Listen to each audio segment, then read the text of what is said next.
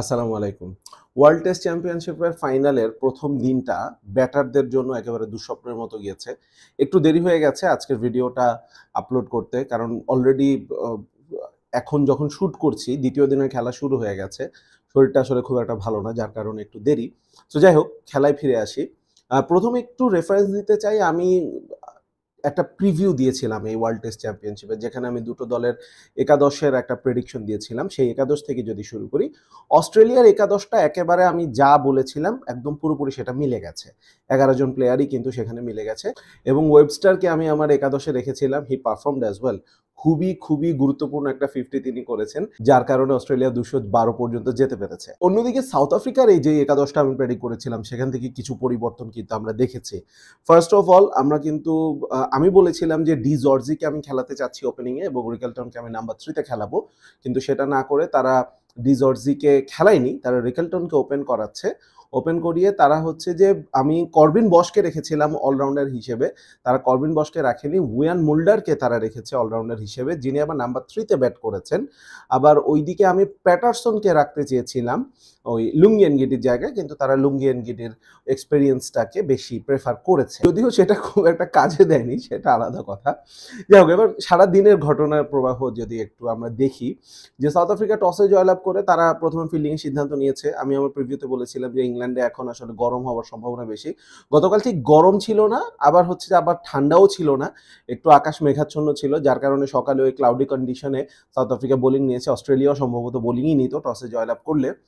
তো এবং শুরুতে রাবাদা ওয়াজ ফ্যান্টাস্টিক। আমি বলেছিলাম যে এই টেস্টের আগে 18 ইনিংসে অস্ট্রেলিয়ার সাথে 49টা উইকেট পেয়েছেন। তো রাবাদা সেখানে 5টা উইকেট আরো যোগ করেছেন 19তম ইনিংসে এসে। আবার অন্যদিকে আমরা উসমান খাজার কথা বলছিলাম, যিনি আসলে রাবাদার বলে তার রেকর্ড খুব একটা ভালো না, কিন্তু তারপরও একমাত্র ওপেনার যিনি সেট, সেই রাবাদার বলেই কিন্তু তিনি আউট হয়েছেন। কিন্তু সমস্যাটা হচ্ছে অন্য জায়গায়। শুরুতে রাবাদা আর ইয়ানসেন যখন দুর্দান্ত বোলিংটা করছিলেন, অস্ট্রেলিয়া কিন্তু আমার কাছে মনে হয়েছে যে একটু আল্ট্রা ডিফেন্সিভ মোডে খেলা শুরু করেছিল। বিশেষ করে ওসমান খোয়াজা, তিনি 20 বল খেলেছেন, কোনো রান করতে পারেননি। তো yes, Rabada Jansen they were bowling fantastically, সেইটা একদম হ্যান্ডস ডাউন, সে বিষয়ে কোনো সন্দেহ নেই। কিন্তু আপনাকে একটু তো ইন্টেন্ট দেখাতে হবে। আপনি যদি সারাক্ষণ মানে যেই ক্লাসের বোলার ওরা, যেই ওয়ার্ল্ড ক্লাস বোলার, তাদেরকে আপনি যদি ওই ডিফেন্স করে যান, তাহলে তো আপনি আসলে তাদেরকেই সুযোগ করে দিচ্ছেন আপনার উপরে চড়ে বসার। সেই ঘটনাটাই কিন্তু হয়েছে। পরবর্তীতে আমরা দেখলাম যে স্টিভেন স্মিথ, তিনি কিন্তু একটুখানি ইন্টেন্ট দেখাচ্ছেন। এমনিতে অবশ্য তিনি যেভাবে নড়চড় করে ডিফেন্স করেন, তার নড়াচড়ার ফলে ডিফেন্সটাও আসলে মনে হয় যে অনেক ইন্টেন্টফুল একটা ডিফেন্স। কিন্তু মূল কথা হচ্ছে তিনি প্রায় 60 স্ট্রাইক রেটে ব্যাট করেছেন এবং 60+ একটা ইনিংস খেলেছেন। একটা প্রান্ত তিনি ধরে রেখেছিলেন এবং 67 রানে 4 উইকেট পড়ে যাওয়ার পরে ওয়েবস্টারের সাথে কিন্তু একটা দুর্দান্ত পার্টনারশিপ করেছিলেন। ওয়েদারে যদি আবার ফিরে আসি, সেই পার্টনারশিপের সময় কিন্তু আমরা দ্বিতীয় সেশনে দেখেছি কিছুটা সময় রোদ উঠেছিল এবং তখন কিন্তু wicket was playing really good for batting. সুতরাং উইকেটে কিন্তু এরকম কোনো জুজু ছিল না, যতটা আসলে স্কোর কার্ড দেখে আপনাদের মনে হয়। তারপরে যখন স্মিথ আউট হয়ে গেলেন, অ্যালেক্স ক্যারিকে আমরা দেখেছি, হ্যাঁ, রিভার্স সুইপ করতে গিয়ে আউট হয়েছেন, সেটাকে আপনি দুষতে পারেন যে টেস্টে কেন রিভার্স সুইপ খেলেছেন, কিন্তু তার একটা থট প্রসেস অ্যাটলিস্ট ছিল। হয়তোবা রিভার্স সুইপটা একটু বেশি দৃষ্টিকটু লাগছে, সুইপ করতে গিয়েও তিনি আউট হতে পারতেন, কিন্তু থট প্রসেসটা ছিল কিন্তু এরকম যে এই মাপের বোলিং লাইন আপকে থিতু হতে আসলে দেয়া যাবে না। তো যাই হোক, এর আগে তিনি 23টা রান করেছেন, সেটাও খুব গুরুত্বপূর্ণ ছিল, সে বিষয়েও আসলে কোনো সন্দেহ নেই। তারপরে অস্ট্রেলিয়ার লেজটা একেবারেই কিন্তু হুড়মুড় করে পড়ে গেল, একেবারেই গুটিয়ে গেল। এরপর সাউথ আফ্রিকা যখন আসলো, সাউথ আফ্রিকা একই ভুলটার পুনরাবৃত্তি করলো যেটা অস্ট্রেলিয়া করেছিল।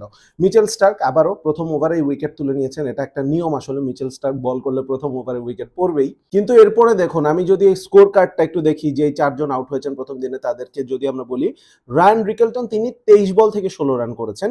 এটা তাও খারাপ না, 3টা 4 মেরে মোটামুটি পুষিয়ে দিয়েছেন এবং খুব দুর্দান্ত কিছু স্ট্রেট ড্রাইভ তিনি খেলেছিলেন। দুটো 4-এর কথা আমার মনে পড়ছে, দুর্দান্ত দুটো স্ট্রেট ড্রাইভে তিনি 4 মেরেছিলেন। ওয়েন মুল্ডার 44 বল খেলে মাত্র 6 রান করেছেন। টেম্বা বাভুমা যদিও এখন পর্যন্ত মানে প্রথম দিন শেষে, এই মুহূর্তে দ্বিতীয় দিনে আমার সামনে ক্রিকইনফোর স্কোর কার্ড খোলা, এখনো দেখা যাচ্ছে নট আউট। এখন পর্যন্ত তিনি 43 বল খেলে মাত্র 5 রান করেছেন।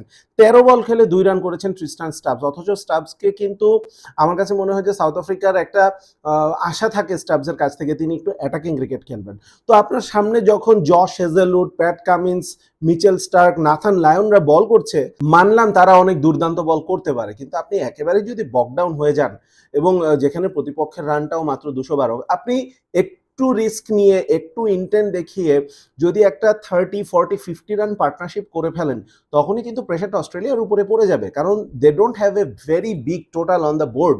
এটাও কিন্তু মাথায় রাখতে হবে। তো যাই হোক, প্রথম দিনটা অবশ্যই বোলারদের পক্ষেই গিয়েছে।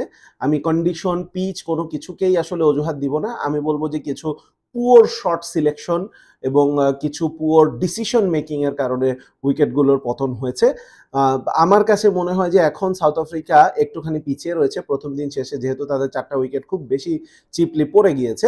তারপরও আমার কাছে মনে হয় যে এখনো মোটামুটি ব্যালেন্সে রয়েছে। একটা মাত্র দিন গিয়েছে, বাকি 4টা দিন কেমন হয় সেটার উপরেই আসলে ডিপেন্ড করবে। এবং 4টা দিন না বলে আমার কাছে মনে হয় যে বাকি 3টা দিন কেমন হয়, কারণ যেভাবে আসলে মোটামুটি দের ইনিংস শেষ হয়ে গেছে প্রথম ইনিংসেই, প্রথম দিনেই, সুতরাং আমার কাছে মনে হয় 4 দিনের মধ্যে খেলাটা শেষ হয়ে যাওয়ার একটা সমূহ সম্ভাবনা রয়েছে। কাইসো রাবাদা, মার্কো ইয়ানসেন, এদিকে Mitchell Starc, Pat Cummins, Josh Hazlewood, fast bowling এর মাস্টার ক্লাস আমরা তো দেখতে পারবো এই টেস্টে, এ বিষয়ে কোনো সন্দেহ নেই। এবং সেটা প্রথম দিনই মোটামুটি আরেকটু স্টাবলিশ করে দিয়েছেন এই বোলাররা।